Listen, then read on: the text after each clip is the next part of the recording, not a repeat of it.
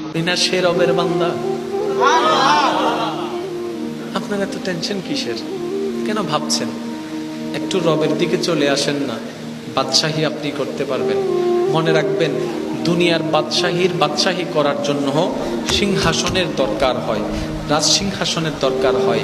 যারা আল্লাহর প্রেমিক হয়ে, প্রিয় বান্দা সালেহীন হয়ে, ওলি আল্লাহ হয়ে, আল্লাহর বন্ধু হয়ে যায়, তাদের বাদশাহী করার জন্য কোনো সিংহাসনের প্রয়োজন হয় না। যেখানে কদম রাখে সেখানেই ওনারা বাদশাহিত্ব করতে পারছে। এবার আপনার সিদ্ধান্ত, আপনি কি চেয়ারওয়ালা বাদশাহী চান নাকি রবের রহমতওয়ালা বাদশাহী চান? যার যারটা শেষ বলার দরকার নাই ভাইয়েরা, নিজের মনকে বলুন, নিজের মনকে বুঝতেন। কারণ আপনি সবার সাথে বাটপারি করতে পারবেন, নিজের সাথে কখনো বাটপারি করতে পারবেন না। সবার সামনে আপনি হাসির মধ্যে, কান্নার মধ্যে হাসির অভিনয় করতে পারবেন, নিজের সাথে কখনো অভিনয় করতে পারবেন না।